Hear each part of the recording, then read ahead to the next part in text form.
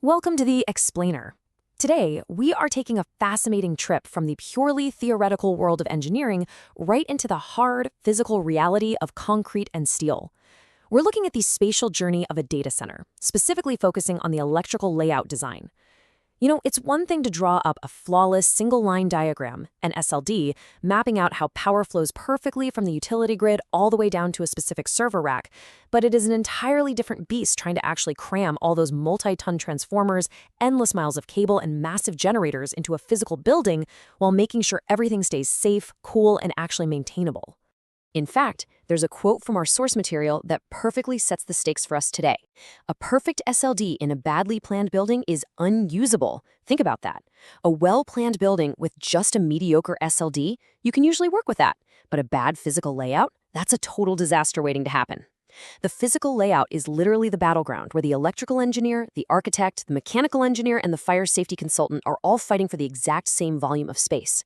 If you get it wrong here, your million-dollar, highly redundant power system could fail completely just because a maintenance worker physically couldn't squeeze past a wall to replace a bad breaker. There's just no way around it. So here's our roadmap for today. First, we'll hit the layout design task, then move right into the substation and UPS rooms, check out the generator rooms and airflow, walk through the data halls and cables, look at BIM clash coordination, and finally wrap up with some incredibly common layout mistakes you definitely want to avoid. All right, Section 1, the layout design task, converting SLDs to rooms. Every single electrical room you design comes with what we call the rule of 3 space budgets. These are 3 criteria that absolutely must be satisfied simultaneously. First up is the equipment footprint. This is just the actual physical floor space the panel or transformer needs. Second is the working aisle. This is the physical walk-in space required for a human being to comfortably operate, maintain, or remove that equipment.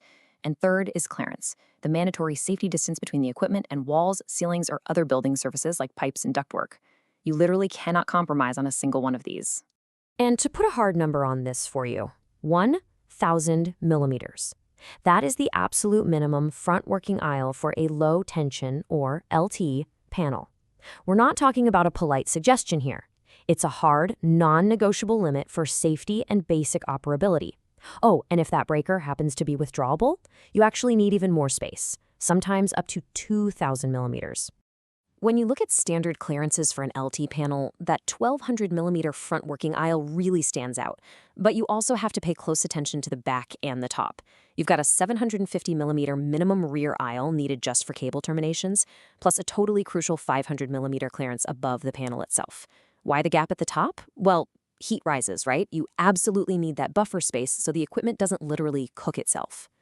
Moving right along to Section 2, substation and UPS rooms. The power heartbeat. So for a typical 10 to 20 megawatt mid-sized data center, the substation is just massive.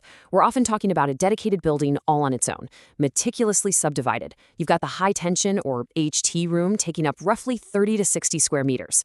Then come the individual transformer bays. The crucial takeaway here is physical separation. Every single transformer gets its own bay, divided by heavy-duty, 4-hour fire-rated walls. This way, if one transformer catastrophically fails and bursts into flames, it physically cannot compromise the backup transformer sitting right next door. From there, the power flows into the LT room, which usually spans anywhere from 40 to 100 square meters depending on how long the panels are. Now, stepping into the UPS room, your spatial reasoning has to be even sharper. A standard 500 kilowatt modular UPS needs an 800 by 1200 millimeter footprint. But remember that working aisle we talked about? You need 1,200 millimeters of front clearance because these modules are incredibly heavy. We're talking 20 to 50 kilograms each, and they slide out on rails so you can maintain them. You physically need the room to pull them out. On top of that, these rooms generate an insane amount of heat. Just a 2 megawatt UPS bank will dissipate 60 to 100 kilowatts of heat strictly from internal inefficiencies. That demands a 100% dedicated cooling strategy just to keep the room from melting down. Up next, Section 3, generator rooms and airflow, breathing diesel lungs. You can think of diesel generators, or DGs, essentially as giant lungs. They literally have to breathe, and honestly, this is where layout designs go wrong the most. A radiator-cooled DG has to pull in combustion air, and just massive amounts of radiator cooling air from the room, and then blast it all out. The metrics show you need 3.5 to 4.5 cubic meters per second of airflow just for the radiator, and that is per megawatt of power. If you undersize those intake louvers, the generator basically chokes, overheats, and will automatically derate its power right when you desperately need it most. Let's head inside for Section 4, Data Halls and Cables. The precision layout. The whole concept of a data hall is built around alternating aisles to strictly manage thermodynamics. You have the cold aisle, which is standardized at exactly 1,200 millimeters wide, which perfectly matches 4 standard raised floor tiles, by the way. This delivers chilled air at around 18 to 22 degrees directly into the server inlets. On the flip side, you have the hot aisle, which catches all that exhausted air at a much toastier 30 to 35 degrees. Looking at it from a top-down view, it's pretty brilliant how rows of server racks form those alternating cold aisles and hot aisles.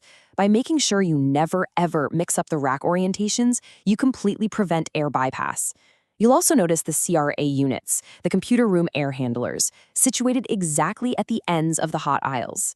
They are placed there strategically to pull that hot exhaust air across the absolute shortest possible distance. But of course, all those servers need power and data to actually do anything. So above and below these racks is this insanely complex highway system of cable trays. There are basically 4 main types to know. You've got perforated trays, which are your cheap universal option for general low-voltage cables. Then there are heavy-duty ladder trays, giving great ventilation for thicker power cables. Wire mesh baskets are super light and easy to bend around corners, perfect for data cables. And finally, solid bottom trays, which you use when you absolutely must keep dust out. But here's the kicker. The most critical layout rule isn't actually which tray you pick, it's physical separation. Your redundant power pads, path A and path B, must be separated by strict minimum distances and fire barriers. You cannot let a single fire melt both paths and take down your entire facility. Section 5. BIM Clash Coordination. Virtual before physical. So that brings us to the million-dollar question, doesn't it? How on earth do we make sure all these incredibly complex pathways don't physically crash into each other?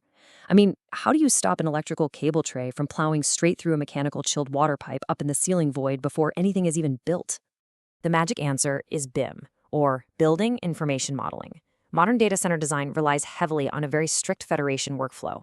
First off, the architects, structural engineers, mechanical, and electrical teams all build exact 3D models of their specific scope using software like Revit.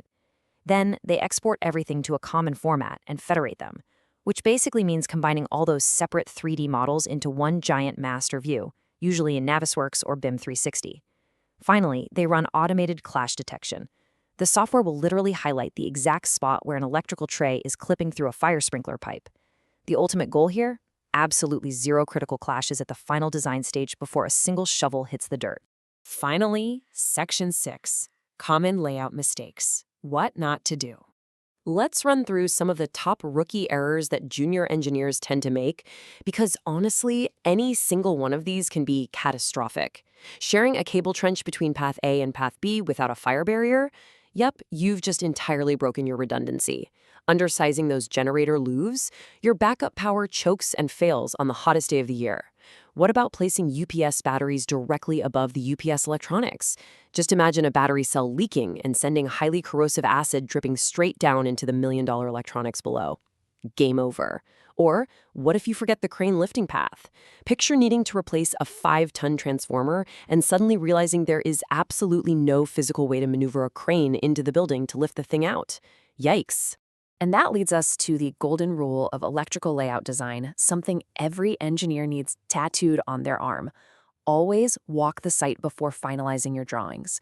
A 2D floor plan might look flawlessly clear on your computer monitor, but a physical walkthrough will almost always reveal a low-hanging structural beam or some weird floor transition that entirely blocks your equipment access. You have to experience the space physically. Which leaves us with this final thought for today's explainer. We've seen that engineering is about far more than just connecting circuits on a piece of paper. It's about totally mastering the 3-dimensional puzzle of constructability and safety. So if a perfect diagram fails in a flawed building, what unseen layout clashes might be lurking in your current designs? Think about it. Thanks for joining me today, and keep thinking spatially.